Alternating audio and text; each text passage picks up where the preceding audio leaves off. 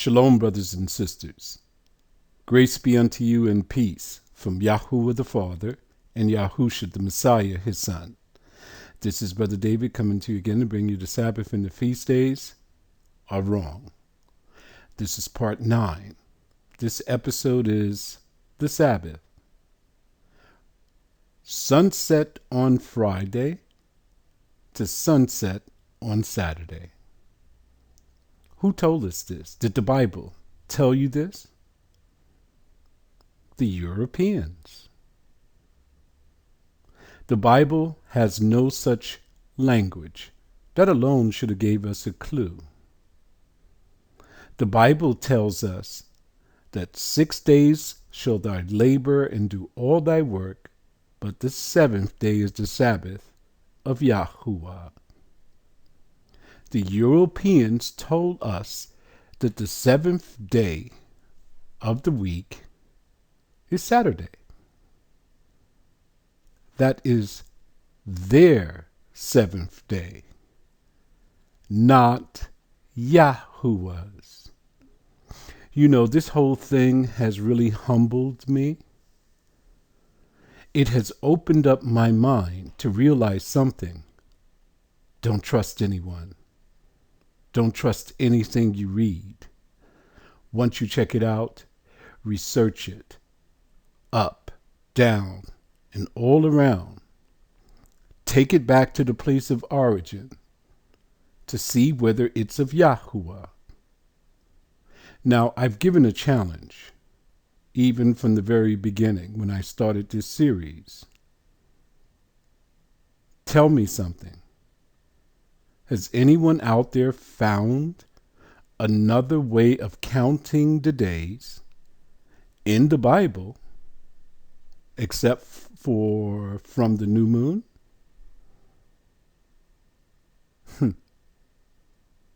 That's how I came to my full conclusion that this is totally out of whack. I should have used stronger language. That the Saturday Sabbath really is crazy. But we didn't realize it because we have been Europeanized. It's the only thing we know. We have to go through one stumbling block after the next stumbling block after the next stumbling block to find Yahuwah. I feel like the man in the New Testament who found the pearl of great price and sold all that he had just to obtain that pearl. I'm ready to give up everything I own for this, because I have found my master. Totally convinced. I found him, and he led me to him. He opened up my mind to receive the truth. And I know that there's many of you out there who are listening to my voice who feel the exact same way. In Exodus chapter 20, verse 8 to 11, listen what he says. Remember the Sabbath to keep it holy, set apart. Do we remember the Sabbath day? Of course not. We forgot. Didn't Jubilee say that we would forget? It has to be set apart from every other day. That's the Europeans' days and their calendars and all of their works. Verse 9, 6 days shalt thou labor and do all thy work. Now the Europeans are the ones who have convinced us that you do 6 days of labor, then you rest, 6 days of labor, rest, and then they told us that it must flow from week to week, month to month, year to year, without interruption. And we said, well, that's the way that it works. And we did no investigation because all we had to do was read the Bible and find out that the Father wanted us to start from the new moon. And if we would have investigated how the new moon works, bingo, we would have been there. So it's been in front of us all the time. We just ignored it, which made us ignorant. Verse 10. But the seventh day is the Sabbath of Yahuwah thy mighty one. How do you get to the seventh day? He only told you one day to arrive at his day through the new moon. In it thou shalt not do any work, thou, nor thy son, nor thy daughter, nor thy manservant, nor thy maidservant, nor thy cattle, nor thy stranger that is within thy gates. Everyone must rest. Verse 11. For in 6 days Yahuwah made heaven and earth, the sea, and all that in them is, and rested the seventh day. Wherefore Yahuwah blessed the Sabbath day and hallowed it. Did he bless Saturn's day, that weekly Sabbath that flows from month to month, week to week, year to year, without a restart? He surely did not. Because he told us that we have to begin our months. It must become new every single month. The month has to end in order to restart. Now look at what he said here in verse 11. He said, for in 6 days Yahuwah made heaven and earth. Remember, I took you to Genesis and I showed you that he created only in verse 1 and verse 27. Then I showed you that he used the word made also. He only created the heavens and the earth, and he created man. Everything else he made, the sea and all that in them is, and rested on the seventh day. We find out that the only person that rested is Yahuwah. He gave no command to anyone else to do so. He rested. In other words, he set the example for us to follow. So here in Exodus, he is telling you where the example for us to follow is located in the Bible. In Genesis chapter 1. We know that he made the moon. He made the sun and the moon to work together to give you the time, the days, the months, the seasons, the years. It tells you the story right there. But yet, we ignored it because we were in a strong delusion, believing a lie, thinking that the Sabbath must flow from month to month, week to week, year to year, without fail. And this is how they tricked us. They told us that this is the way. They put it on their calendar. Your Sabbath will be in the same location every single month. There is no restarting point needed. It's going to always be on Saturday, no matter what number it comes in on.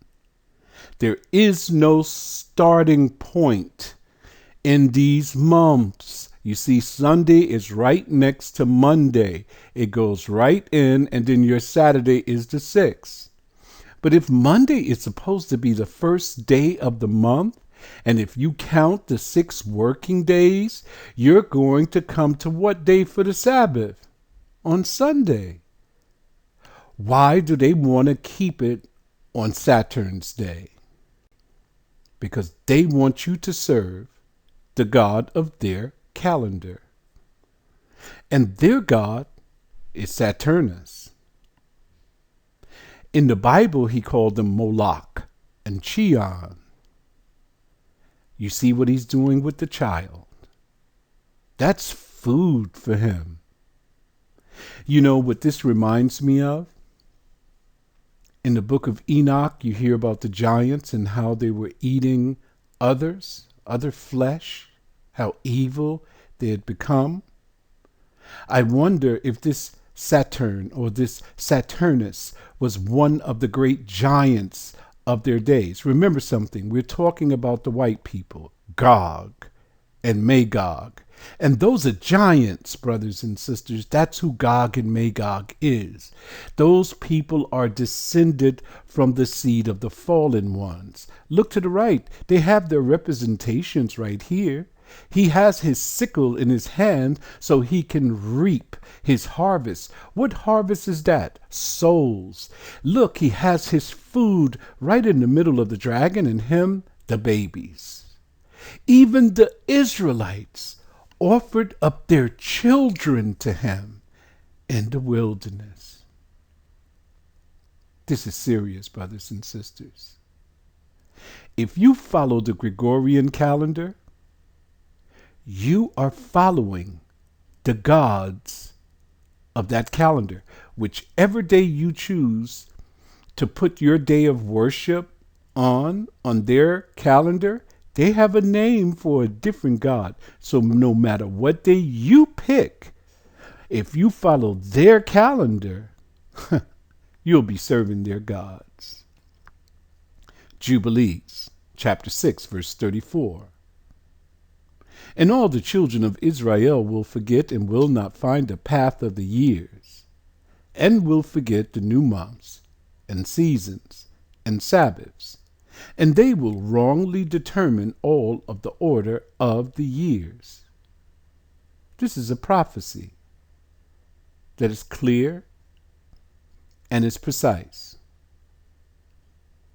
We were also tricked into believing that calendar, or that Saturn's Day and those Sunday and all of those days that are included on the Gregorian calendar, we searched to find which one of them would be the path that leads back to Yahuwah. If you were in the church, you said, well, it's Sunday. And we looked down on the people who worshiped on Saturday because we said they didn't believe in the Messiah.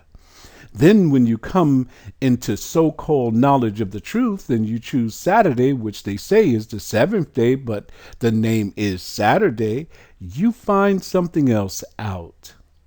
That even that day is not the one that the Mighty One has chosen to put his name upon. The only way that you can find Yahuwah's Sabbaths is to go by the new moon. And guess what? That is totally off the Gregorian calendar. What we do is overlay Yahuwah's days on the Gregorian calendar to find what days that we worship the Mighty One.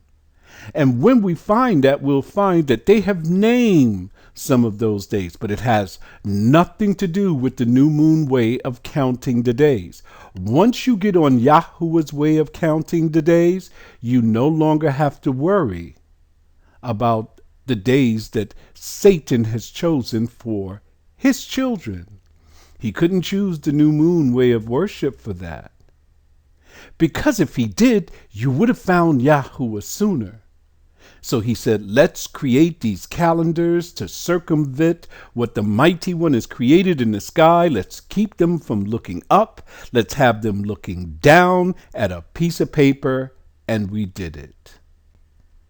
Hillel II, the calendar. Now this is from Set Apart People.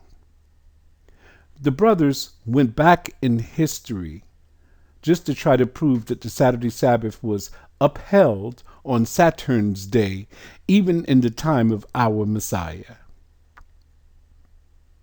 They did not search deep enough. They went all the way back to the Messiah. If they were worshiping on the wrong day, the Messiah would have said something, wouldn't he? But they were starting their months from the new moon. After him, everything started going downhill. We have now established that there were many changes to the reckoning of time before Hillel II. We also saw that the calculated calendar was in use in the diaspora before 257, AD that is. Death of Mar Samuel. Why was it then necessary for Hillel to introduce another calendar? Again, we have to look at the history of the period to find the answer. We know that several of the Roman emperors started to persecute Judaism. They tried to prevent the Jews from following their customs and traditions. Now remember something. They're not talking about the Israelites here. We're talking about Judaism. We're talking about something totally different, brothers and sisters. We had already been dispersed in 70 AD. The Jews had taken over. Some of these were the Edomites. They began to teach their customs and their rituals that they learned from Babylon, from the papers and the books that they got from Babylon. These customs included keeping the commandments of Yahuwah. You see, they have a V there because that is that modern Hebrew. We know that emperors like Hadrian, who reigned from 117 to 138 CE, started to persecute the Jews. You see that? 117 years after the Messiah had went to the tree, he started to persecute the Jews. This was most likely also a result of Bar Kokhba revolt of 132 to 135 CE. By the reign of Constantine the Great in 306 to 337 AD, Christianity became the official religion. The differences between Christianity and Judaism became plain to them. Now they could see that there was a difference between the two. But you have to remember something. We were gone. We were dispersed. We were sent into the wilderness to hide where the Father prepared a place for us to dwell safely. In anticipation of what would happen, Hillel II decided to ensure that the nation could function without the Sanhedrin. He did this to preserve the unity of the nation. To ensure that all the Jews throughout the world celebrated the feasts on the same day, he decided to publish a calendar. Hillel II based this calendar on the calculations that were already in use to anticipate the sighting of the moon. With this calendar, Hillel formally sanctified all the months and the leap years. That is not according to the sighting of the moon. That's using astronomical calculations. Remember, brothers and sisters, the Israelites were already dispersed. Prior to the destruction of Jerusalem, the high priest had been in charge of the calendar, while the Sanhedrin, rabbinical Supreme Court, presided in Jerusalem. There was no set calendar. They would evaluate every year to determine whether it would be declared a leap year. I know nothing about that, nor saw it in Scripture. So this is after we were dispersed. This task fell to the president of the Sanhedrin when the priesthood was no more. You see that? We were gone. The priesthood was no more. Under the reign of Constantius, 337 to 362 AD, the persecutions of the Jews reached such a height that the computation of the calendar was forbidden under pain of severe punishment. It was also a reaction to this situation that Hillel II, president of the Sanhedrin, took the extraordinary step in 359 CE of modifying the ancient biblical calendar to allow the Jews to more easily coexist with the Christians. Now, how did he modify the ancient biblical calendar? He put it on paper, and he made it flow from month to month, week to week, year to year. No longer going by the new moon sighting. No longer having his months end and then restart. When Hillel II fixed the calendar, he incorporated leap years on a permanent basis. It is possible, but not probable, that this particular cycle of leap years was used and understood prior to Hillel as it follows the 19-year Metonic cycle. It is probable. Because remember, we were dispersed in 70 AD. The ones who were in control was chosen by the Romans to lead. So maybe they did use this 19-year Metonic cycle, but you will not find it in the Bible, brothers and sisters. Look for it. Hillel based his calendar on mathematical and astronomical calculations. Look, they put this here, not me, rather than observations.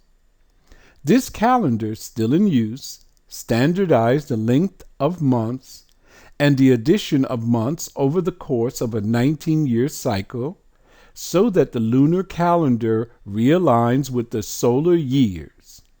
He declared a 13th month to be intercalated in the 3rd, 6th, 8th, 11th, 14th, 17th, and the 19 years of the 19-year cycle. But Hillel did more than make known a 19-year cycle of intercalations that was, in all probability, used all along. No, it wasn't. It was used all along by those who took control after we were dispersed. He also transferred the observance of the ancient Sabbath, let me say it again, the ancient Sabbath, from the 8th, 15th, 22nd, 29th days of the lunar month to every Saturday or Saturn's day of the Julian months. This change necessitated still another, rules of postponement. Look up rules of postponement so that you can see what they're doing. It is not found any place in Scripture. Changing the weekly Sabbath from the luni-solar calendar to Saturday is clearly implied by the need for rules of postponement, which, prior to Hillel's fixing of the calendar, had been unnecessary.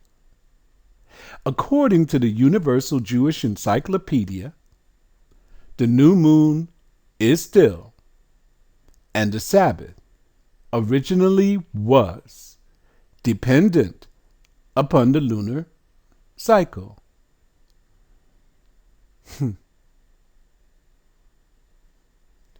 When both the Sabbath and the annual feasts are calculated on the lunisolar calendar, rules of postponement are unnecessary. So when you do your Sabbath and your feast days, starting from the new moon, you don't need any of these rules. You don't need the astronomical calculations. You need nothing but to look up in the sky. It is only when the yearly feasts are calculated by one calendar, that's the Gregorian calendar, and the weekly Sabbath is calculated by another, that there are conflicts requiring rules of postponement. Isn't that what we were doing before? We used the new moon to find our feasts, and even then the brothers were distorting that, saying it was the full moon. And then when we found the feast days, what did we do? Go back to the Gregorian calendar to find their Sabbaths, Saturn's Sabbaths. Remember the mighty one he said, I hate, I despise your feast days. I will not smell in your solemn assemblies. Now the Father, because we are on his time, if you have investigated this, and you have decided to give yourself to Yahuwah and his days, remember something. You cannot go wrong with it, because it's the only way in the Bible that tells you how to find him. You have to start your month by the new moon. It's a standalone day. What is it? It's a worship day. The gates are open to the temple. No commerce is to be done. It's a memorial. It's a new beginning, the new beginning of your month. It's a day of feasting.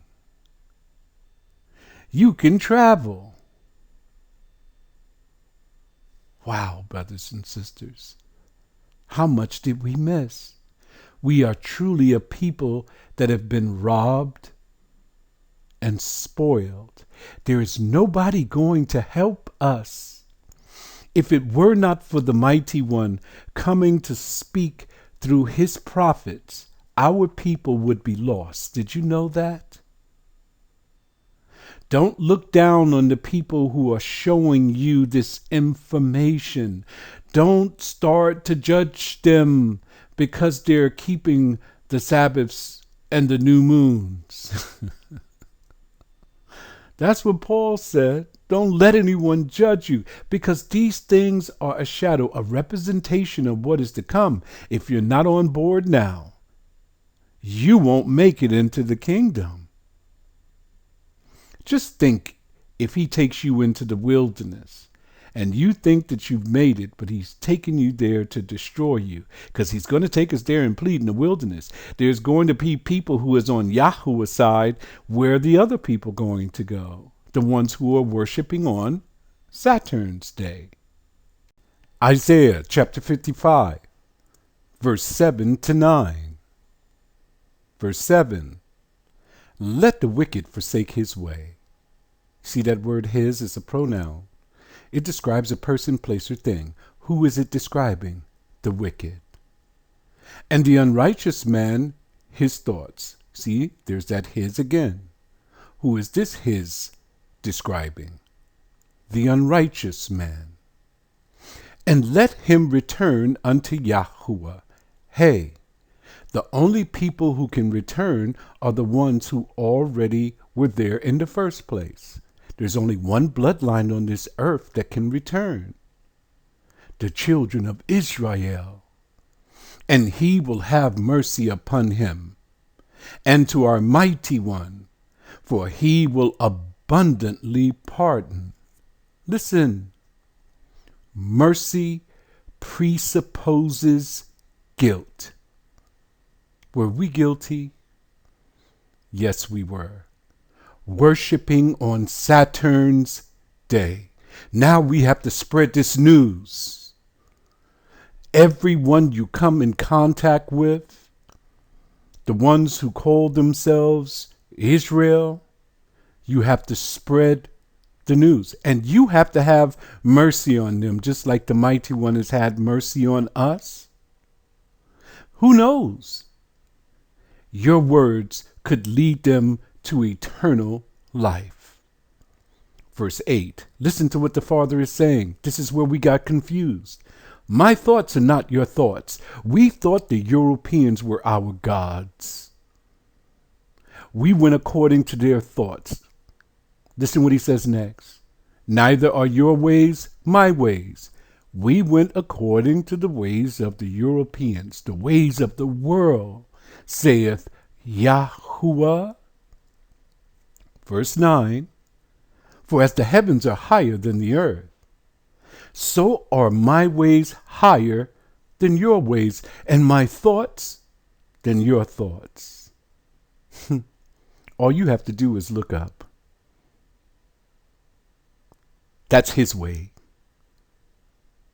If you want to be lined up according to his thoughts, he gave you a book so that you would know his mind. Continue your research, brothers and sisters. Awaken so that you can be a defender of the faith. Because they're going to come against us from every angle, and you have to be ready. Now, I cited the new moon last night at 6:25 p.m. at dusk.